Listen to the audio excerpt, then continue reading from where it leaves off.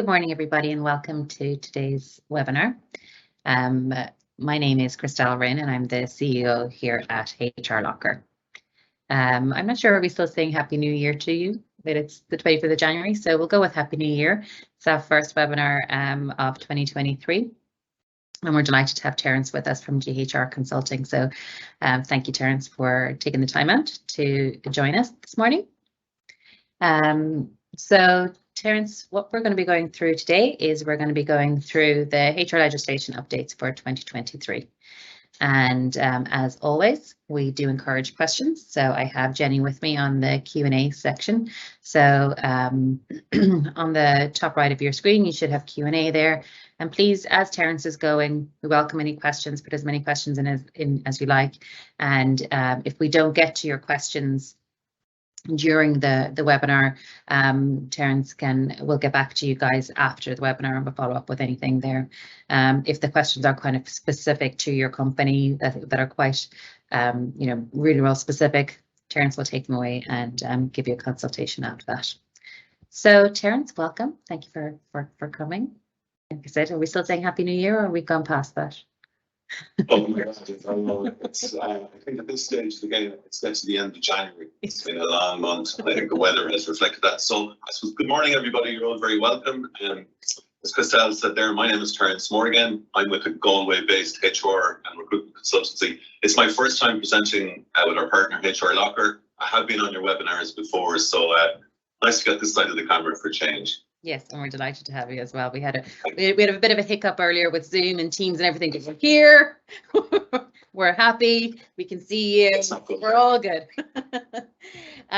So I suppose, Terence, we just go into a bit about GHR Consulting. So who are you guys? What do you guys do? A bit about your own background as well. Fantastic, thank you for that. And I suppose, yeah, just to start the day, when I heard on the news this morning there was an issue with Teams worldwide, I was like, my God, what a great start today. But we made it. We did. I suppose the attendees don't see the little bit of scrambling we had to get through. So big thanks to Jenny there and Beatrice and Christelle for scrambling to get me online here direct from Galway. So yeah, so look, I suppose very quickly, just give you a little bit of information about ourselves. You may not have heard of us before. First and foremost, let me thank Moya and Lauren, part of the team back in our office there in the city centre of Galway, who really did the heavy lifting on this and put the presentation together. I suppose I got the easy job of just presenting it, but they did a lot of the groundwork.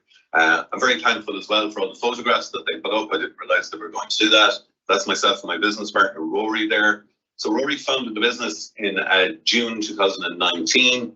He'd been HR director, he'd been a HR manager, came back to Ireland, and I suppose saw a need for specifically the SME market, but some larger business as well for a HR consultancy. So I suppose really in essence what we do is we cover all things HR and all things recruitment.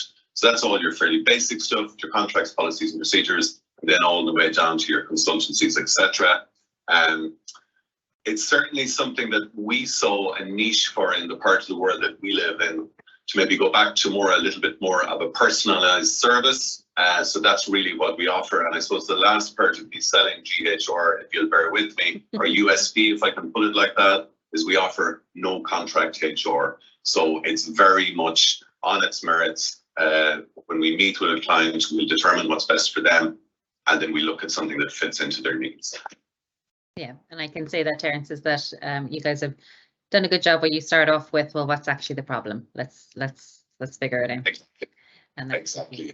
And like, while the legislation is the legislation, we're all about communication really in the business, and more often than not we can get an informal resolution. It's satisfactory for both parties. However, it's really important that you have your platform in place, so you got your policies, your procedures, etc. And I suppose we probably have quite a diverse attendee list this morning. There's HR people on here. You'll have to bear with me for the first couple of slides because I just want to cover some of the staples. I often say this recently enacted legislation is fantastic. It's very important that you cover it. However, if you don't have the foundation of the house in place first, i.e. your contracts of employment and your other policies and procedures, well, then you're kind of on the loser straight away. But that's something I'll cover in the next few slides. So I suppose we'll look at the agenda quickly just to go through, and then we'll go into that section, Terence. So if you want to bring us through the agenda there, what we're going to look at. Yeah, absolutely. So a lot of this stuff is more recently enacted legislation. A lot of it is new. I know the Part 6 there with the Auto-Enrolment pension scheme has been pushed, but all the other pieces of legislation are now live or about to become live. I mean, the last 18 months really in the HR world, the speed and the amount of legislation has really been incredible. You know, even for ourselves who specialise in HR consultancy, it's been quite difficult to keep up to date with it. So, you know, I certainly feel for somebody who has, you know, HR as part of their remit and then may have other operational, I suppose, duties to carry out. So hopefully you'll get something from today and you might learn a little bit. And, you know, maybe we can help. Super. I'm in control of your slides, Terence. At any stage, just give me a roar or a puck to tell me, move on. Okay, very good. Okay, well, look, I suppose let's just start with the very basics. So what we're hoping to cover here this morning is the whole area of employment law. So really quite simple when you define it. It's concerned with the rights and entitlements of employees and the obligations of employers in the employment relationship. I think those two words are very important. You've got employees with entitlements and you've got obligations on the other side with the employers. So both have their part to play. Something I just referenced a minute ago, it's continuously evolving and developing. So this is always a changing field. I mean, I suppose who thought 5 years ago that we would discuss stuff like remote working, hybrid working? You know, it wasn't really on the radar. It's now part and parcel of queries we get across our desk every day. Certainly these, you know, changes in legislation, it can present significant challenges and costs for employers, but I always say it's better to meet it head on and try and deal with it rather than maybe dealing with it retrospectively. It's a bit late getting the policy in place, I suppose, after the horse is bolted. So always better to be prepared moving forward. And also compliance with current legislation, it's really, really important. What we always look at in GHR, and it's always one of the queries really that I ask first, and you should never assume it when I meet a new client, is the situation with their contracts of employment and their staff handbook. We get a range of answers from that. We get, yeah, we have them in place. We get, yeah, we got them from Google. We get, yeah, I inherited the previous HR person, etc., etc. But I suppose a few points that are very important, you know, that people understand. So with the Terms of Employment Information Act there in 1994, it's also important that the employee, within 5 days, certain terms and conditions must be offered. Now, that was a change in 2018. I suppose back in the day, it used to be up to 8 weeks to offer and make available. It's quite important now that people cover that. So a little tip for people there that, you know, because it's a query that often comes up, we'll often include those immediate terms in the letter of offer. So it really cuts out a small part of the admin when the person is being inducted. It's something we found works very well because it's difficult to remember, and it just, you know, ensures that you stay in line with legislation. Yeah, and it's just a good way just to get it done, right? Rather than having to think about doing it, just part of the process. And that's exactly it. We want to try and smooth the process as much as we really have a system in place, because if you're scrambling and you're busy, it's very difficult to stay on top. Yeah, and you just forget about it. Absolutely. Okay. One of my bugbears, if Rory was here, he would know that, is the amount of times I speak to, I suppose, the SME owner. He'll tell me, or she'll tell me, that they have contracts in place, you know, but only half the team signed it. And, you know, and they waste so much time on this. So this is really important. The contract of employment must be signed off or on behalf of the employer, but there is no requirement for the employee to sign it. Okay, now that's really critical. Of course, in an ideal world, everybody signs everything. However, in the real world, you know, when you're dealing with businesses, you know, there are many reasons. I always look at the piece of legislation there and it says you must offer and make available a signed agreement.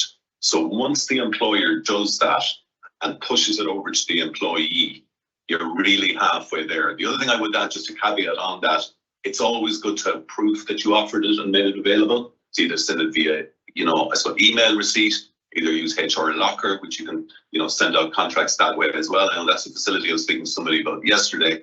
or, or have a signature to say that you offered it. It's quite simple from then on. Should the employee continue to come into work and pick up their wages when they're deemed to have accepted the terms and conditions offered? So they can't have it both ways. I know back in the day when I used to do in-person events, it was quite a common query that came up, is that I have an employee, she has the contract in her handbag, but she won't sign it. Well, I would be concerned, as I said, ask the question, like, number one, is she continuing to come into work? Yes, she is. Number two, I suppose, is she getting paid for what she does? Yes, she is. Well, then she's formed a contract of employment, really. So that's really important. And then I would also say, finally, that every contract of employment is unique. You've so many different types of contracts out there with fixed term, defined purpose, variable hours, full-time, part-time, seasonal work. It's very important that I suppose, documentation is accurate and reflective of the operational day-to-day work that you carry out. I remember seeing one years ago, I won't say where, it was a creche where they'd obviously follow, I'd say copied a handbook from a family member, and it spoke about lifting equipment and about driving diggers. It was just like totally irrelevant. So you always bespoke it, for the business that's in front of you. And Terence, I just have a question here. Are digital signatures okay for contracts? Yeah, I'd be happy enough with that. As I said again, wouldn't overthink it. The key there is to ensure that you offered it and made available, and then if it comes back, show me how you can prove that you did. So yeah, 100%, no issue.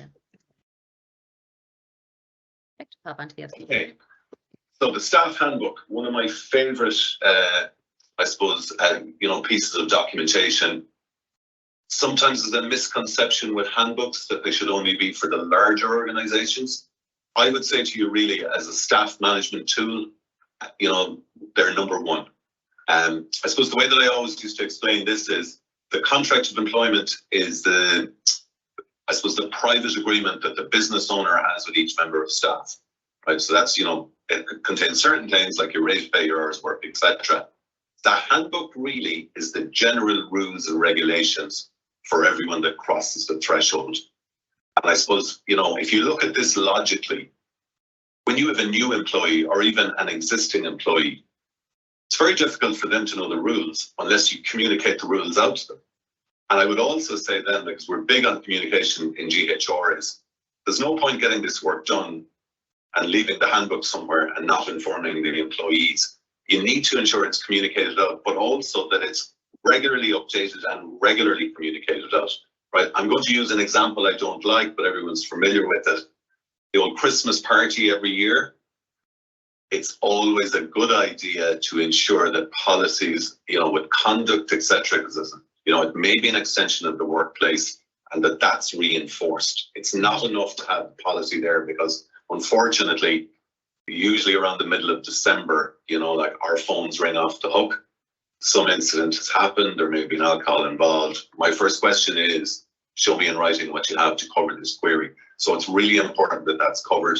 As I said there, it's the employer's first line of defence when faced with a legal action, either in the Workplace Relations Commission or the Labour Court. They have to be regularly updated to reflect the changes in employment legislation, and that onus is on the employer. It's simply down to you to keep up to date with it. And the employer can change the handbook unilaterally. Now, this is really the part I like for employers. Sometimes with an old school system, I'll see very large contracts of employment, maybe 15, 20 pages long. Really what the employer is doing there is, because every time they amend that, really they should get a signature because they're changing a contract of employment. With the handbook, the duty is to communicate the change, full stop. So, if you're introducing policies on mobile phones or CCTV in the workplace, it's a great staff management tool to be able to move it forward like that. Yeah. And I'm going to, we have a few questions, Terence, but I'm going to let you finish the slide and we'll go back to the questions. Yeah. Perfect. So I'll let you go through this slide and then we'll go back to the questions, Terence. Does that make sense? Okay, fantastic. Yeah. So I would always build a handbook. And when I look at handbooks, I like them to have a flow. So they should always begin with a little bit of an overview of the business, and then maybe start with your probationary periods, your flexibility, etc., move through then to your disciplinary, your grievance, your appeals, and then at the back end, you should talk about exit interviews, etc. So it's really the employee's journey, I suppose, journey in the business. For people that have known me and met me, they know that CCTV is a hobby horse of mine, because I suppose I've been in the industry a good number of years, and I've seen really, the office environment change when I call to clients. Most people now have a bank of monitors, and they have it on their phone, or they've got really tech. And I always ask the query, show me your policy on CCTV. A lot of the time, I'll get the sign, the smiley sign in the corner that says smiley around CCTV. So, which I suppose is fine. But the thing I would always say to you about CCTV, please ensure your policy is well written. Something like CCTV is primarily used for security purposes, but may also be used for a HR disciplinary situation. Really, if you don't have that last line in there and you end up in a WRC and you have something on camera, you're not in a good place, because it may not be admitted. So it's the attention to detail really on the policy is something that can stand to the business. And then I would always say you should, really the handbook, as I said at the outset, should be bespoke. So say if I'm talking to a retailer today, or I'm talking to somebody with maybe hospitality, they're going to need a cash handling policy. But if I'm talking to a care home, it's probably not something that they need. So it's got to be relevant for the day-to-day, I suppose, the whole operations of the business. And I like the way you said that there, Terence, that the employee handbook focuses on the life cycle of the employee when they're coming in the middle. But there's hopefully not an issue when they leave. Exactly. You finish with your retirement, or your exit interview. And as I said at the outset, it starts with probationary period, flexibility in the role, a little bit of an overview of the business. And I think it just gives the employee, because, certainly, with employees, like, they're quite keen as well to understand the expectation of them. I mean, when you think about it logically, it's very difficult to measure somebody's performance or give them the feedback they need. You know what I mean? If you don't have a map laid out for them of how they journey through the business, and that obligation is on the employer to do that. And if you don't do that in writing, well, then the contract or the relationship, is going to be formed anyway, because it'll come down to precedent and habits, etc. So it's better to grasp the nettle for the employer and maybe put the rules that you want in, rather than the employees trying to make them up themselves as they go along. Yeah, and I think a lot of the time is when you don't tell the employee what you're expecting out of something, maybe how to claim their mileage or claim whatever, that it becomes a little thing like, oh, well, do they not want us to know, or why aren't they telling us? So you might as well, it's not a secret. You might as well put everything in there. But how can you expect somebody to, hit targets, hit a level of expectation that you want, if you don't have regular communication? And that should be staff reviews. I'm very big on staff reviews. I think it's a fantastic opportunity, to reward good employees, and then maybe address areas because sometimes it can be, it can be a training requirement that they need. But more often than not, if an employee is not producing what they used to produce, it's an external matter. Something has changed in their personal life, but it's now affecting their performance in the workplace. And really, without the confidence, of a good handbook for people to come and talk to you, and having an open door communication, it's critical. Yeah. Now I have a number of questions, so we might just ask them now before we get into the next bits, if that's okay. So we'll do a quick fire round, Terence. Let's do it. So. I think this is from Hannah, and this is in regards to what you were saying about the contract side. So what about if the company makes employee screening requirement that an employee must sign their contract? Is that legal, and can they enforce it? So that the employee, I think this is in reference to that you said that the employee doesn't have to. I'd be very... I'd be interested to know how they were going to enforce that. It makes me kind of nervous, that question. I think really, rather than overkill, you need to look at the legislation, and you need to achieve legislative compliance. The legislation states offer and make available a signed agreement. At the end of the day, if somebody doesn't want to sign something, it's very difficult to make them. I'm also guessing from that question, maybe they're hedging towards a disciplinary for not signing the contract, it's probably a bit of overkill. It's not something I would go down the route of. I mean, what you should always keep in your head from HR is, for every action, there needs to be a reasonable, we'll say, reaction. And would it be reasonable to take someone on a disciplinary hearing or maybe a sanction for not signing a contract? My advice there would be it wouldn't be. But once you get the signature to prove, or the email receipt to prove you've offered it, well, then you fulfilled your obligation. And I think as well, Terence, is if the person doesn't want to sign the contract, you probably have a bigger problem. Is why won't they? You need to use digital policies to deal with that situation, because it's obviously employees. Absolutely. You'd assume, yeah. Okay, if the handbook is changed, you need to inform each employee and explain what has changed. Okay. Not necessarily. It depends what your system is. Once again, I know your software there has, because it actually came up with one of our clients during the week, so I give the old plug to HRLocker there again. Once you have some kind of a system, whether it's email, whether it's a weekly meeting with memos, once you communicate that change has happened in the handbook, that's sufficient. You don't need to sit down with each member of staff and go through it with them and see what they think. That's certainly not what I would be doing. Yeah, and again, down to what you said, Terence, down to communication. Just 100%. That's the thing. Okay, is it legal? This is on the handbook again. Is it legal to require an employee to sign the acceptance of the handbook, and can an employee enforce this? So I suppose it's probably, can the employer enforce this? You know what? It's a similar answer to the previous question. Yeah. Once again, once you communicate the change, I wouldn't be getting caught up on the signature. As I said, I don't know if it's an Irish thing, but the signature seems to be the bone of contention when I meet, I suppose, employers over the years. Once again, I refer to the legislation. Once you're meeting your legislative requirement of offering and making available or even communicating the change, and you can prove you did that, whether it's a software version or a written memo or whatever it is, that's enough.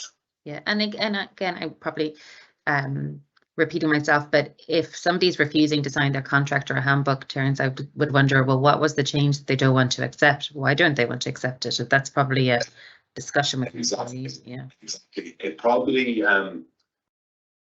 needs further discussion or maybe investigation. As I said, I refer back to my previous point. You don't know what's going on in their lives, what the reason is.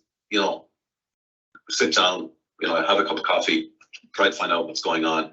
More often than not, you'll come to a resolution that way. They may have misunderstood something or something. Yeah, absolutely right. And this is probably on the same thread of this is, can an employee refuse to accept the employee handbook updates?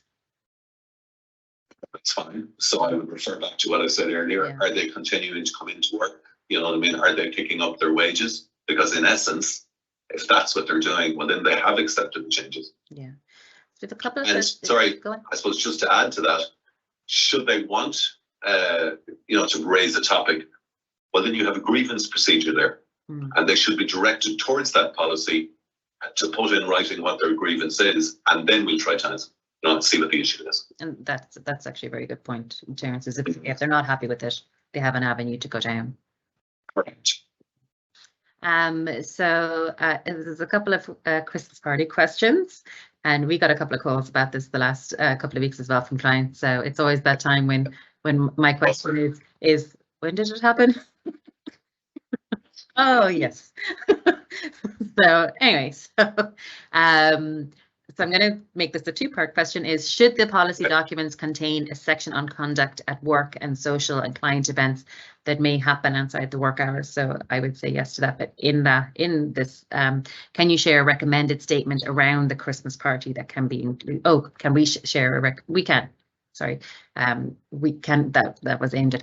Do we have some kind of policy or template that we can share with people around what should be done at Christmas party? But I suppose if you look at it, it's not just Christmas party, Terence. It's that what you said earlier. I'm going to steal what you said. Is that those events are an extension of the workplace? Correct. That's absolutely 100% right, Christelle. As I said, I told you the Christmas party always gets the phones hopping. It's always a hot topic of conversation.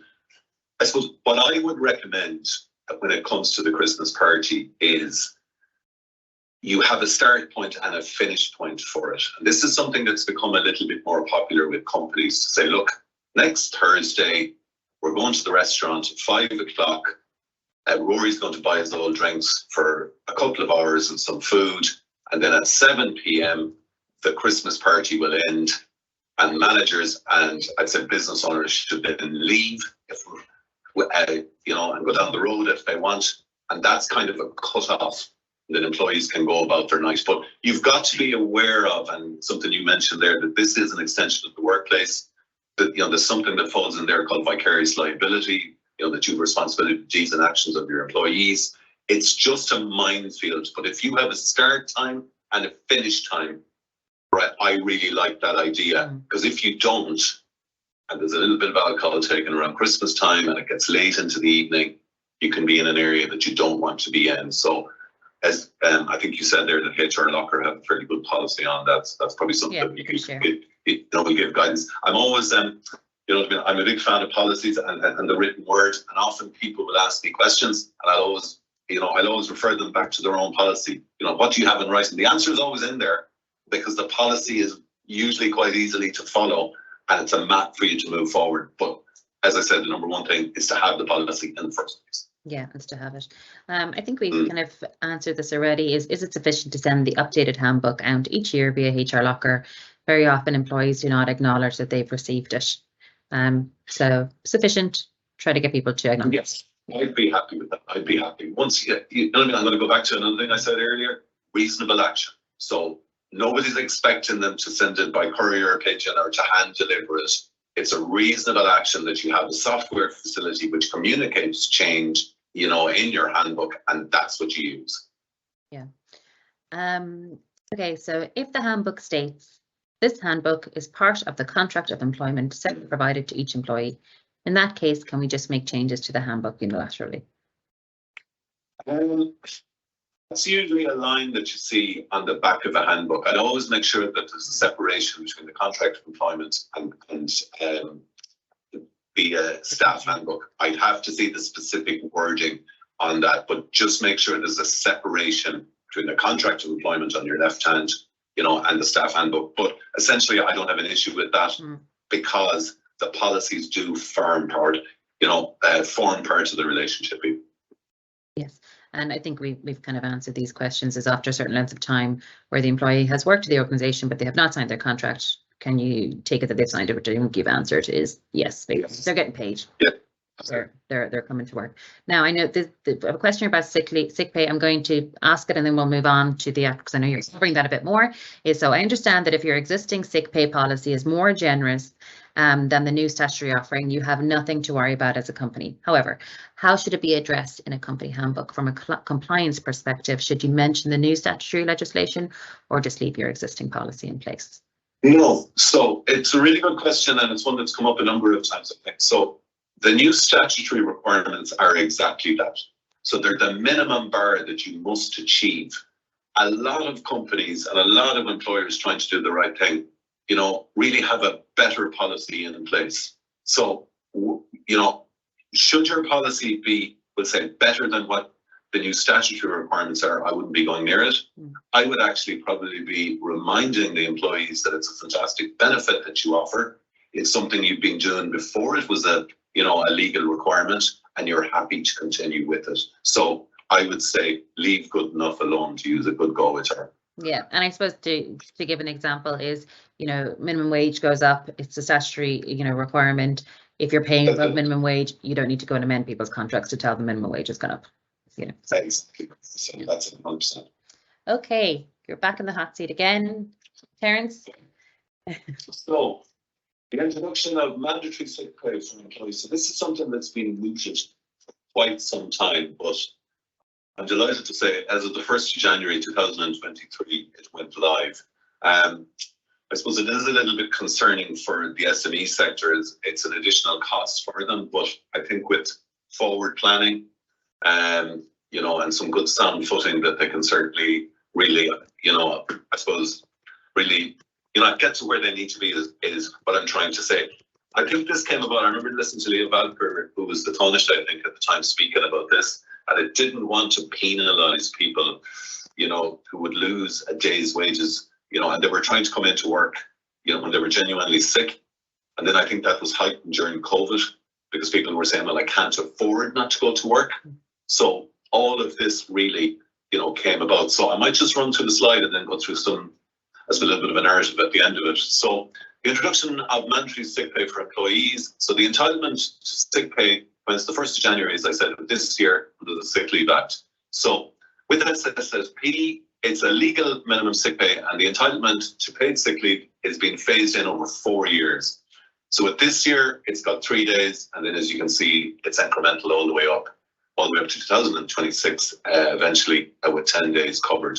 Very important to note that sick days can be taken as consecutive days or non-consecutive days, and the sick pay year is the calendar year, which runs from the 1st of January, 31st of December. Very important to note that, and the same with annual leave. Some people still run the April to April, you know, year in line with tax, etc. It's January to January, so it's very important to note that.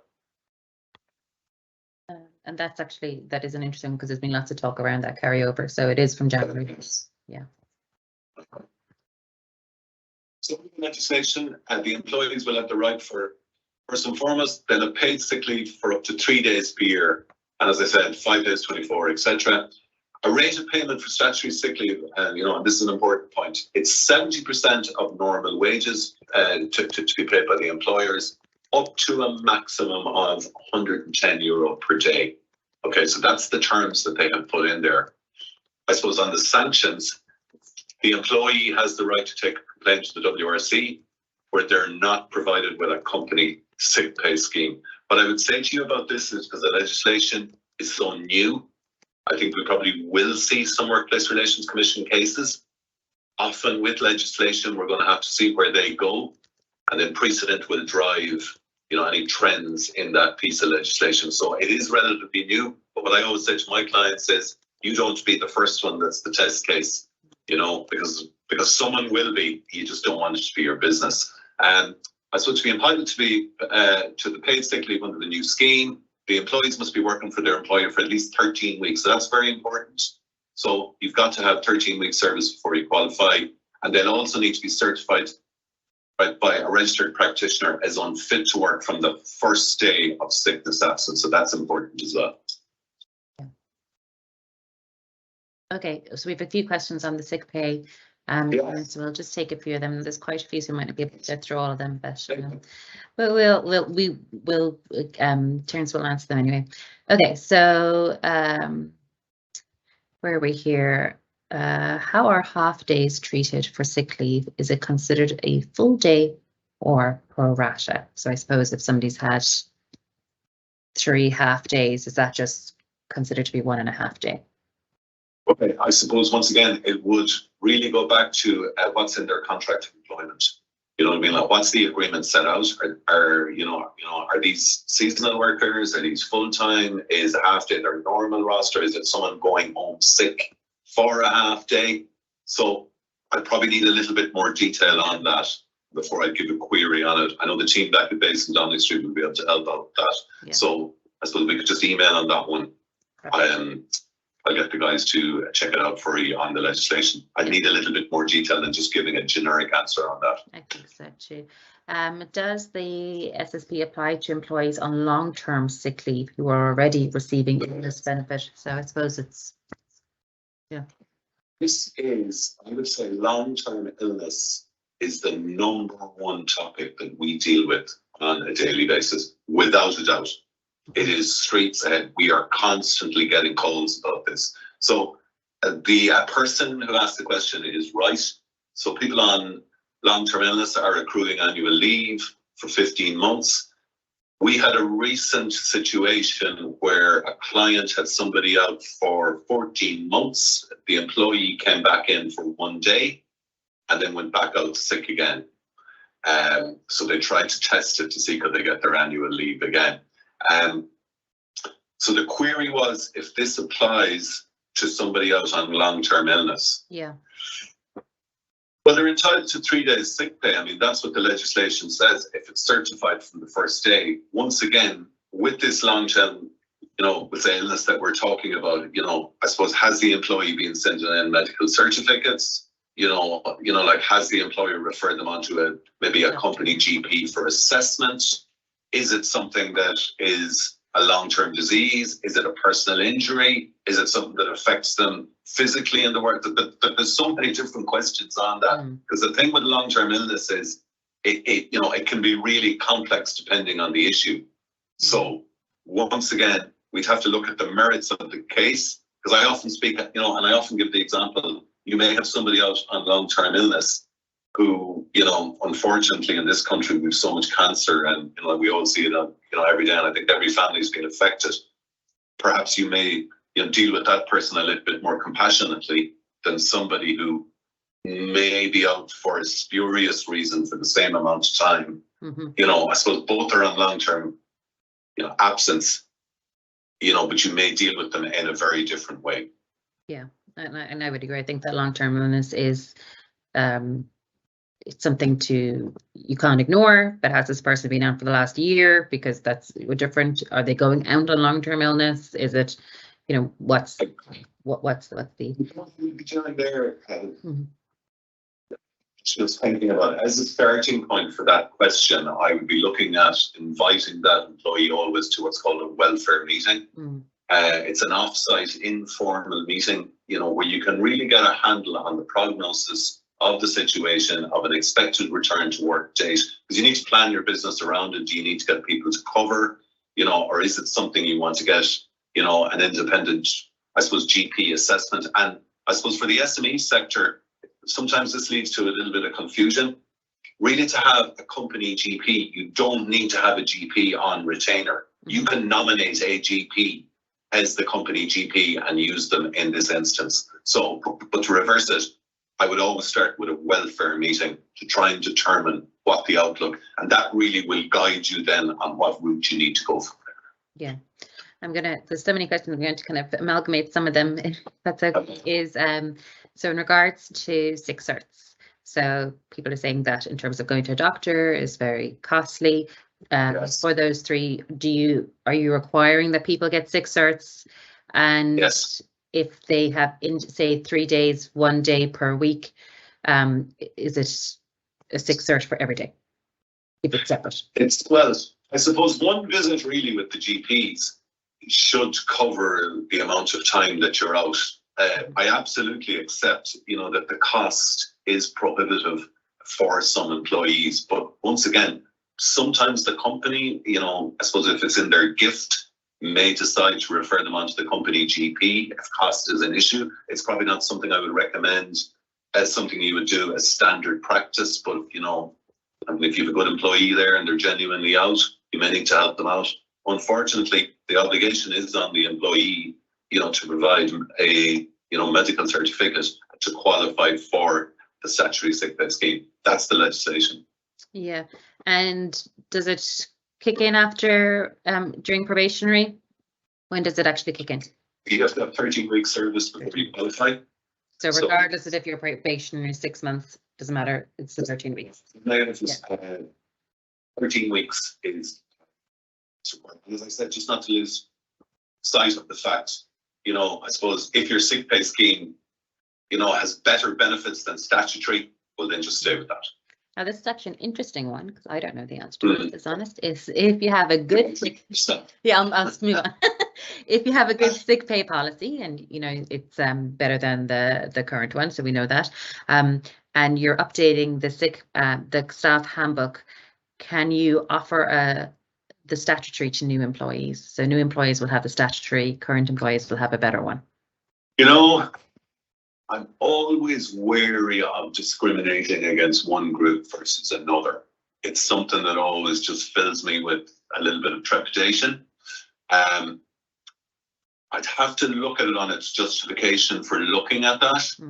We'd have to consider a number of factors before we give advice on it. It depends on the role. Is it a junior position?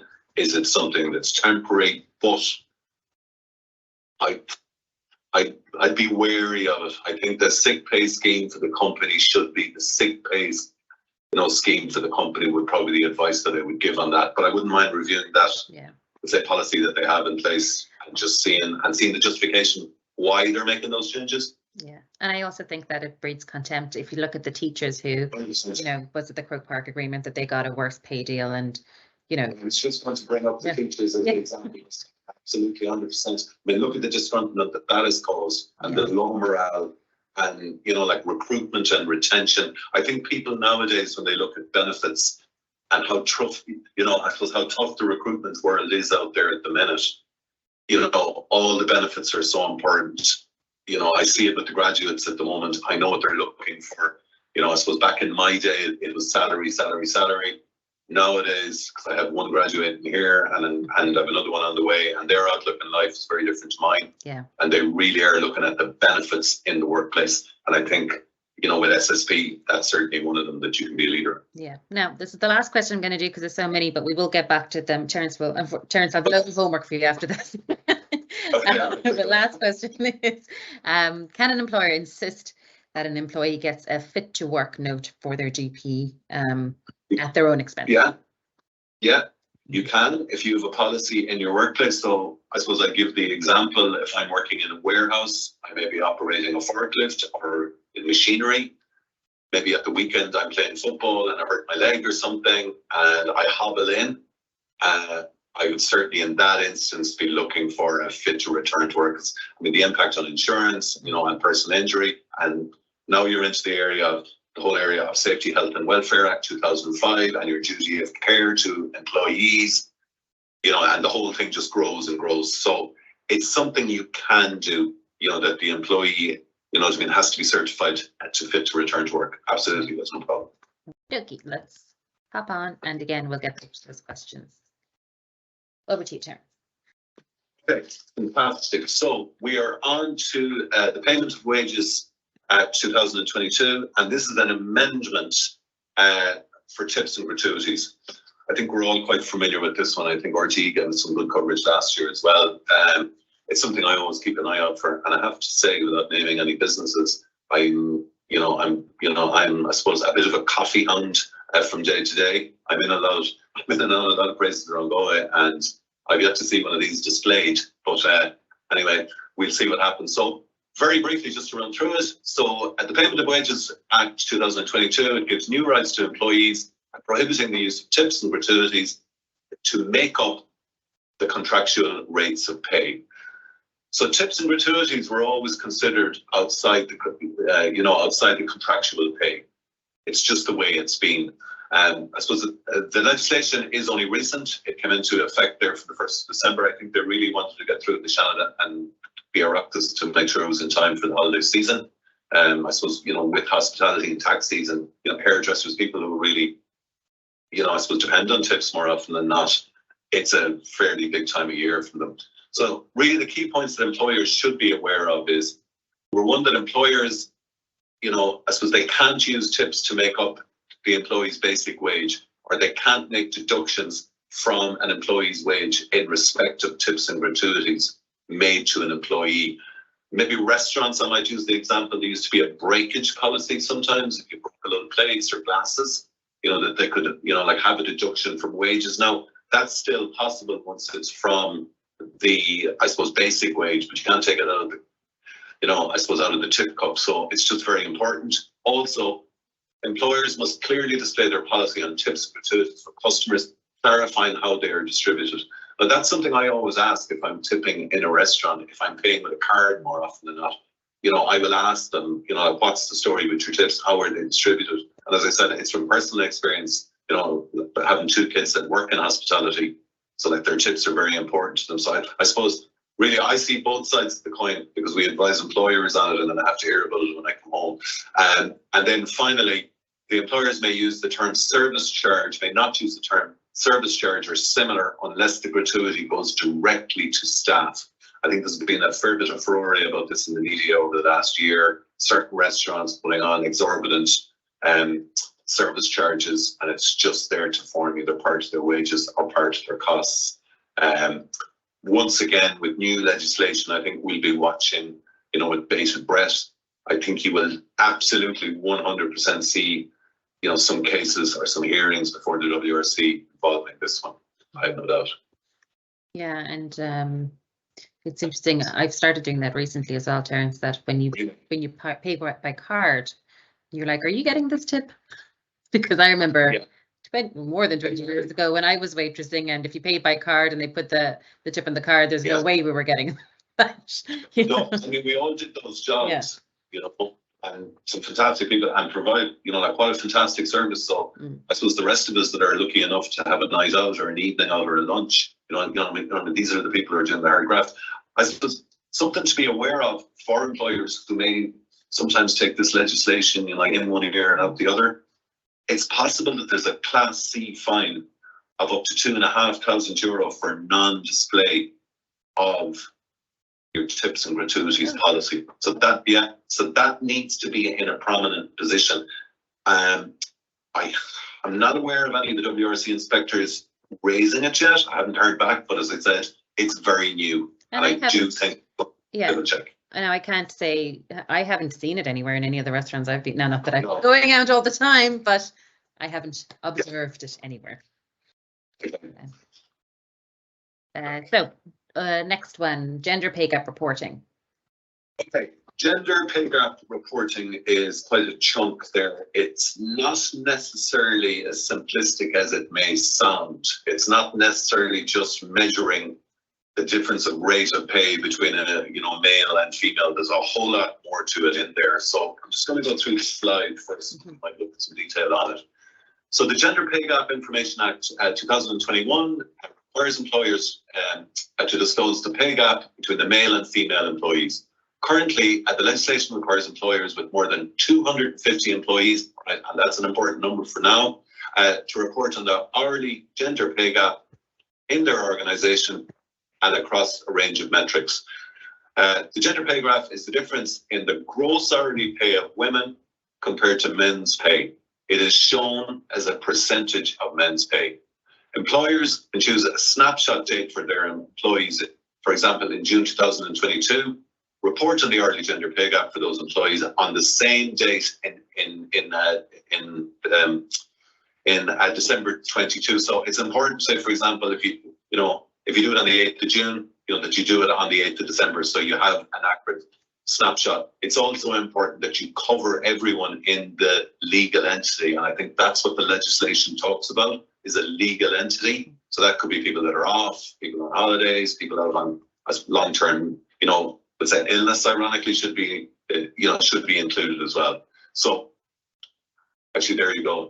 For an employer, choose a snapshot of the 8th of June. The relevant report has to be December. So this means the employers have 6 months from the snapshot date to calculate and report the gender pay gap figure. Yeah. Now, I think the interesting part around this as well, Terence, is I got a call a couple of weeks ago just in regards to the gender pay gap in regards to putting in different genders in terms of transgender or non-binary, things like that. And what we discussed, client wasn't happy with, but in regards to the gender pay gap report under current legislation is male and female. That's what that is. That's what the legislation is, regardless of whether it's going to change or not going to change. That's just not in the legislation at the moment. So, that's it. Just it is what it is that at the moment, and the purpose for the gender pay gap report is to do around male and female reporting. Whether that is going to change in the future, it might do, but currently right now that is what is recognized under today's reporting requirements, right? Exactly, 100%. And it's an absolute fantastic question, and it's not one I've got before, and I think we're all kind of familiar in the media at the moment with pronouns and etc. There's been a lot in the news. I do agree with you. It's probably something that will go in the future, but for now, we can only deal with the legislation that's in place. I would also just say to you that with the gender pay gap, it's quite a complex report. If I'm very to be honest, complicated. It's not as if when we were doing it in HRLocker, we have the report, and I was like, male, female, salaries. Oh. They were like, no. There's a lot to it. Length service. There's a whole range of parameters which has to be taken into account. And I suppose the aspiration really is for a company to go on a journey to a 0% difference. And there are certainly some industries are, it's going to be more difficult, I suppose, which would traditionally maybe be male, the likes of construction, engineering, etc. I suppose you're going to see a bigger gap there, but the goal for everyone should be the same, and it should be to get to parity for everybody. And I think that was the idea really behind this, exactly. I think there's a bit more detail on the next slide there, Jenny, if you get a chance to move it on.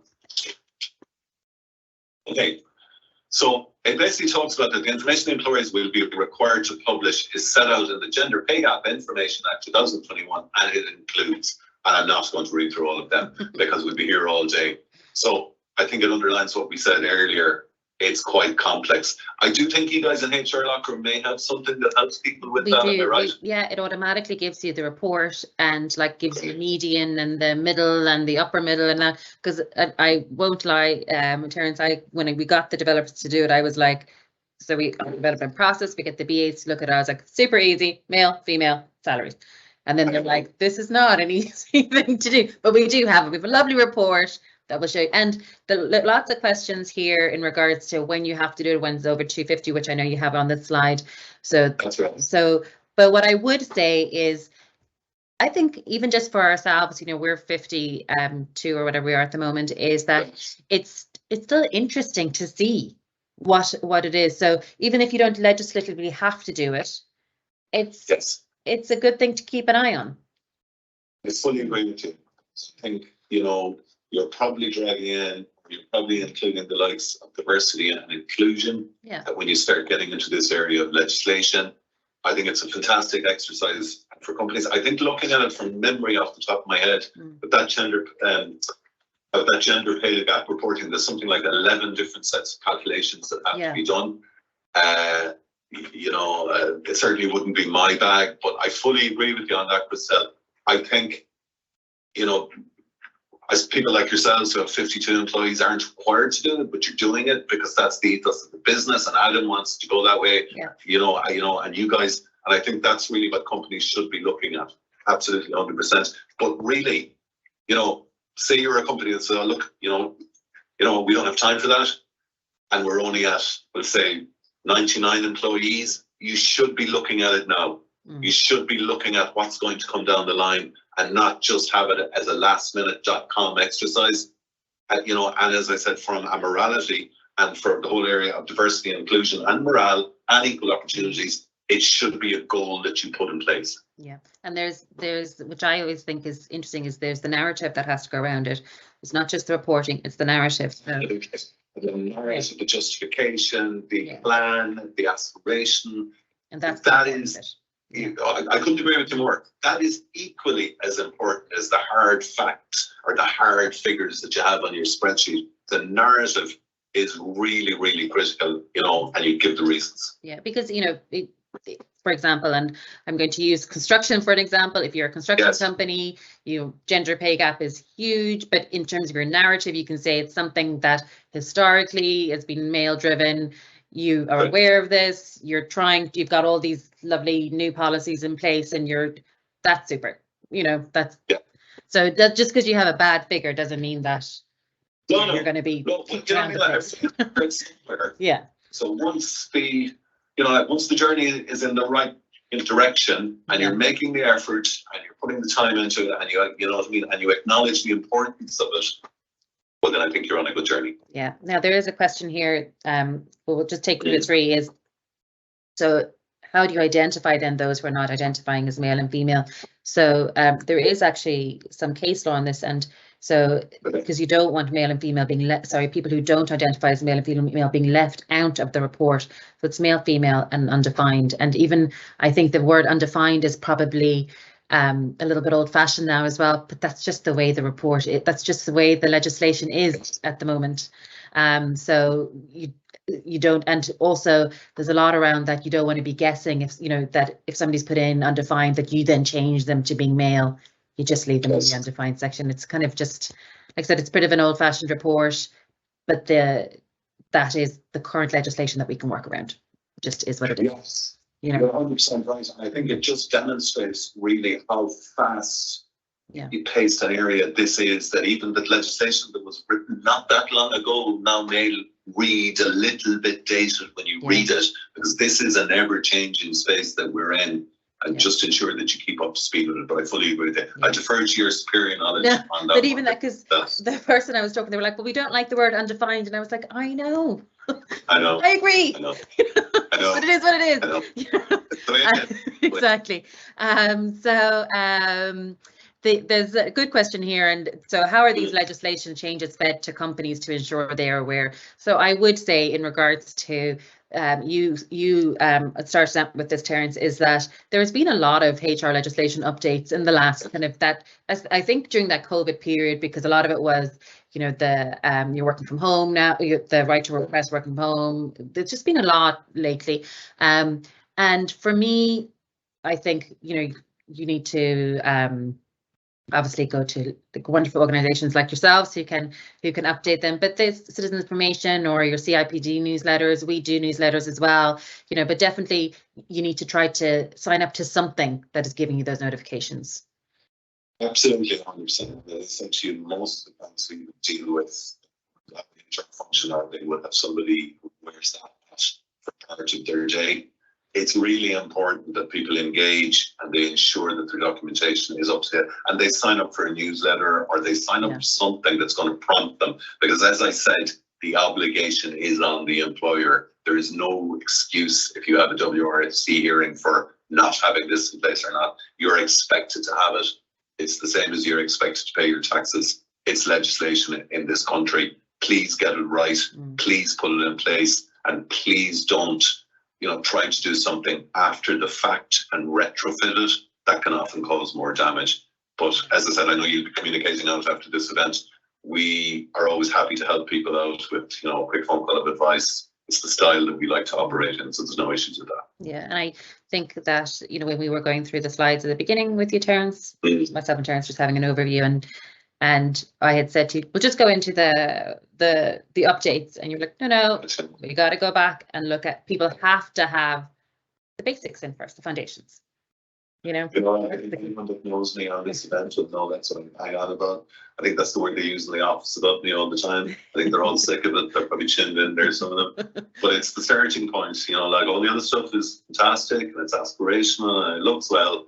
But if you don't have your basic in place, you know, you're not in a good place. Please address that. I always used to say to people in the past, this is fantastic, but whatever you get from today, and I hope you get something from it, please ensure that those first 2 bits are done at the very minimum.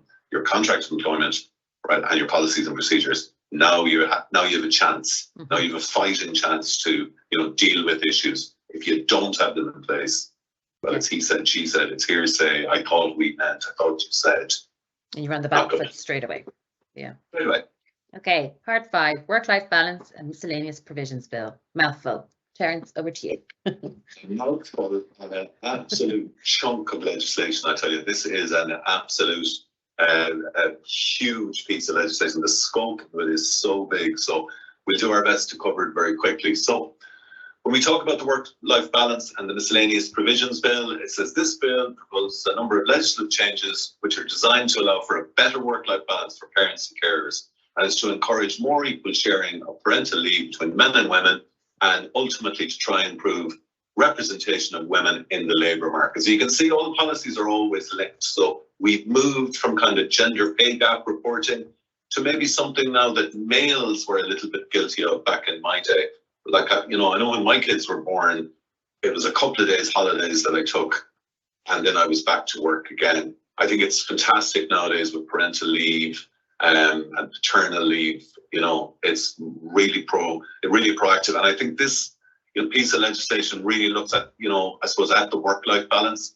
And it's really important because certainly our work environments have changed. The location where we work has changed. I suppose how we work has changed. And there's an acknowledgement of that.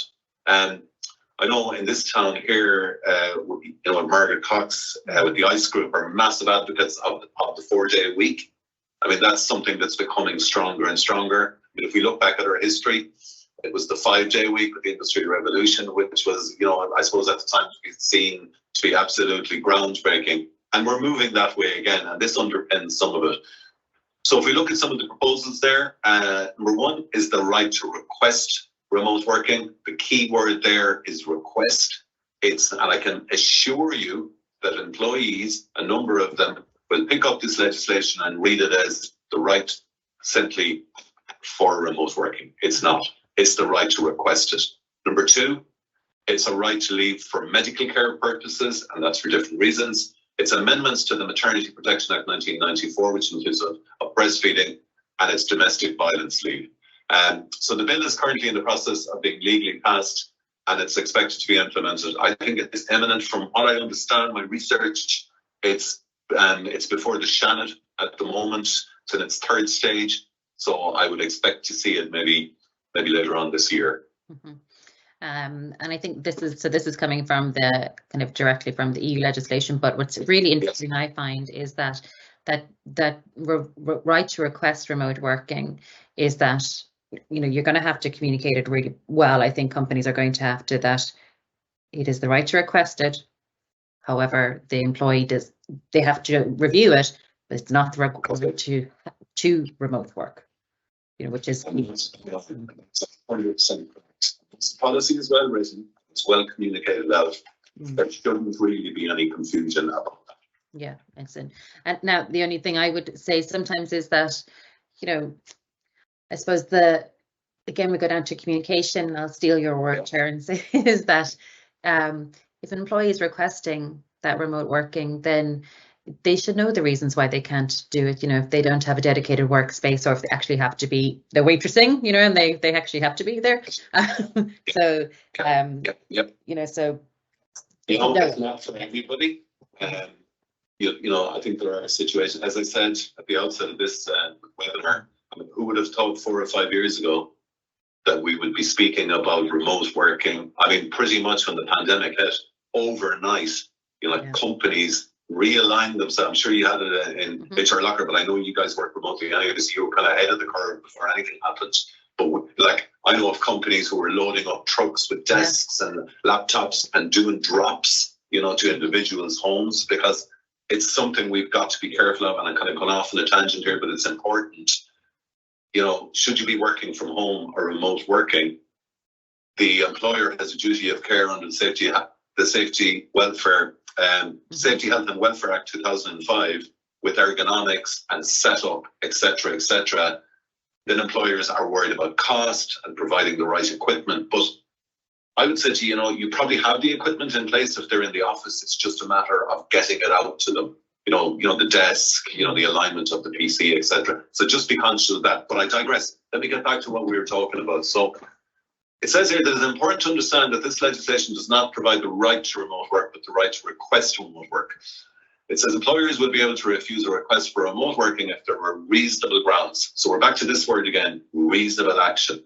It's always something we follow through on GHR. Sometimes we might get a call to say some fellow wants to sack one guy, and we're like, you can't do that. It has to be a reasonable action. We can't squash a fly with a mallet. It has to be reasonable. So it says, if an employee's request for remote working is refused, they will have to wait a set period of time before another request can be made. Employees will have the right to appeal to the Workplace Relations Commission if their employer does not respond to their request or does not give reasonable grounds for refusal or penalise it for accessing their right to request remote working. So once again, that's important for employees, that there is a sanction there. This is once again new legislation. So pretty much with all the other stuff, we're going to be watching the WRC. We're going to be seeing what the trends are and what the outcome, and that really will form, I suppose, case law always forms the future, and that's what will be used moving forward. So, you know, I suppose just ensure you have your policy on it. Okay.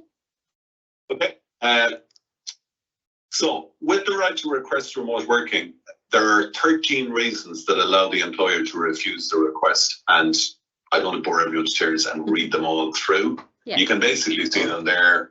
They're quite self-explanatory. I think, in fairness to the outset there, Christelle, you gave the some of the reasons. If they're, you know, like, I suppose a waiter, you know what I mean? You can't do that remotely. If they're maybe working on a construction site, you know, they can't do that remotely. So there's a lot of common sense in this, but for the employers, it's very important to understand that these are the 13 reasons that you can refuse it on. please don't make up a 14th reason. Yeah, I don't want to. Not a good enough. No, please don't use that. Please don't use that. And it's important to know, I don't know if it's included on the slide there, the employee can make another request after a 12-week period. Okay, important, yeah. Okay, so they are allowed to go again. Yeah, now we'll circulate that around anyway with the slides, everybody will have them. Okay, all right, very good. Okay, so a right to leave for medical care purposes is another part of this chunk of legislation. This simply says the entitlement is for medical care purposes for the purpose of providing personal care support to a certain specified person, including a child, spouse, civil partner, a cohabitant, a parent, grandparent, brother or sister, or a person who resides in the same household as the employee, where any of those persons in need of significant care or support for a serious medical reason. I must say, I'm always slightly amused by legislation when it talks about families. I remember reading the legislation back in the day about force majeure and who was entitled to take it. And it spoke about, I can't remember the legislation exactly off the top of my head, something like second cousin once removed. It was something ridiculous in it anyway at the time, because I remember having a chuckle. So it's important to note that these are the specifics of who can apply for it. It says also, for the purposes of the bill, a person is considered to be in need of significant care or support for a serious medical reason, or owing to a person's disability, injury, or illness. They require such care and support that includes the presence of the employee, and it says at the place where the person is. I think that's quite self-explanatory. Okay. My question to this, though, is are they getting paid for this, or are they just taking unpaid time? Okay. It's unpaid leave. So it's kind of like that force majeure, but for that 12-week period. Yeah, except obviously this can be more planned. With force majeure, it's got to be unexpected. Yes. Okay. So this is a piece of legislation which will probably have, I would say, knock on from maybe other legislation down the line. It's probably going to impact on it. And it's the amendments to the Maternity Protection Act 1994, breastfeeding. So it states that the bill amends Maternity Protection Act 1994 to increase the number of weeks from 26 to 104 weeks during which mothers are entitled to be paid time off work and have reduced working hours for breastfeeding purposes. I think this is probably aimed, dare I say it, maybe there was a culture back on the day, for females in careers that it was nearly expected that they might come back a little bit quicker, which I think is not the message that employers want to be conveying nowadays. And, I think the welfare of the family, and I think we can see that, with work-life balance and bills, and the trend in the legislation really, has gone towards, if I can say, family life, it's outside of the workplace. And this is just another addition to it. And it also states that they will allow mothers to be entitled to take up 1 hour off work each day until the child is 2. And the 1 hour can be broken up into 60-minute break, 2 half hours, or 3 20s. And it said the mother must notify their employer manager in writing of her intention to breastfeed at work at least 4 weeks before the intended date of return to work from maternity leave. That's the legislation. I don't know about that last part, if I'm in favour of putting it right. I think that should be a conversation. But anyway, that's what the legislation is. So it's just people being mindful of it. It is something that people need to be aware of. If they have expectant mothers, or I suppose they have mothers returning to the workplace.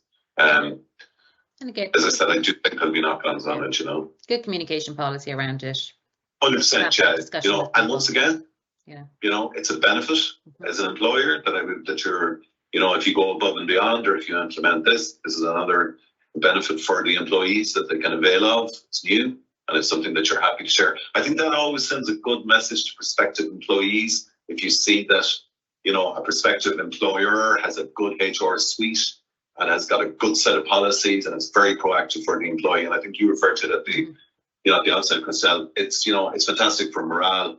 And it just knows the employees being looked after. And then I suppose you've got the domestic violence leave. It says the bill states that those who are suffering or at risk of domestic violence will be entitled to 5 days of paid leave per year. I do think this is something that recently the lid has been lifted on in Ireland a little bit. And I'm absolutely delighted to say it was a little bit of a taboo subject, I think, if you go back a little bit, with domestic violence. I think we're seeing more and more of it on the media. both in the UK and Ireland. But certainly it's a nod in the right direction for those people who need help. And I think the government are very happy to introduce that. Yeah, and I think it's a good one around even just to have that discussion with your employer. Fantastic. Paid leave, Christelle, as opposed to the previous one, which is unpaid. That's important to know. Okay, preparation for auto-enrolment. So this is in the UK already, is coming down, where I think it's been put off 500 times at this stage, Terence. Yes, my favourite topic, like pensions, not. However, we have a very good guy called Conor Crehan there who did a lot of the pension work for us, and usually I just pick up the phone and ask him a question. But I will endeavour to communicate this as best as I can. You're absolutely bang on, Christelle. This has been kicked down the road, and it's now gone to 2024. I think the current provision is you must provide access to a pension, and you should have a policy, as we sit here today, in your handbook that states, that John Joe from such will come in every other Friday at the end of the month, and he'll be in the canteen for an hour and you go talk. However, this changes it significantly. I think we all are aware that we've an aging population in Ireland. This is an issue. Pensions are an issue in this country. As you correctly said, it's been in the UK for a number of years, and it's something now that we're looking at implementing. So I'll just do a quick run through. So the auto-enrolled pension scheme will take effect in Ireland from January next year. Employers will have all of 2023 to prepare for this new legislative requirement. I must say, I like the way Moya wrote that line. All of 2023, there's nothing else to do. Ireland is reportedly the only OECD country that does not yet operate auto-enrolment or a similar system to promote pension savings. The auto-enrolment scheme aims to increase the number of employees in Ireland with access to pension coverage and also address the pensions gap. The Irish government supports the scheme to bring the pension gap, as the gap will continue to grow due to the lack of sustainability within the current state pension as a result of the increasing life expectancy and an ageing population. Exactly as I said, the automatic enrolment would see employers introduce a workplace pension scheme and automatically enroll their employees into the scheme. Employers would then be obliged to contribute a percentage of an employee's salary to help fund their retirement. Super. So currently right now we do have in HRLocker, we have the auto-enrolment, so it is there for people if people want. But my understanding, the way it works in the UK right now is that you're asked, so you're opted in and the employee will have to come in and opt themselves out. Correct. So bang on. So it's a default that you're in, you opt out rather than the other way around. And then you're asked, I think it's in the UK every 3 years to be like, are you sure you still don't want to do it? Yeah. Correct. Yeah, so presume they're just going to mirror it somewhat off that. Yeah, as I said, not in effect yet. We may see amendments to this yet because it's been kicked down the line. It's something I would watch very closely. It is something I would be looking at if I was an employer. It's always good to be preemptive with your HR rather than lastminute.com. Hopefully it'll come in 2024. I think it's something that's needed, really, to be honest, with the way we are there, that states on the slide with people living longer, having longer retirement things, and the pensions are poor in Ireland, like the whole setup. So I think we will see it next year. Yeah, and I think you're right in saying that if it 2024 is only 12 months away, who knew? And if we exactly, and if an employer is obliged to make that matching contribution, there is a cost to it, so something just to keep an eye on to see, is there going to be that matching contribution? What's the cost going to be? Because right now there is no cost to the employer. It's just making it available. So just something to be aware of. Yeah, it's something to be aware of. There will be other legislative changes, but that's a big one for us. Yeah. Okay, increase to national minimum wage. So we started on, I suppose, quite a simple topic with contracts of employment, and I just wanted to end on another one that's critically important that you're compliant with.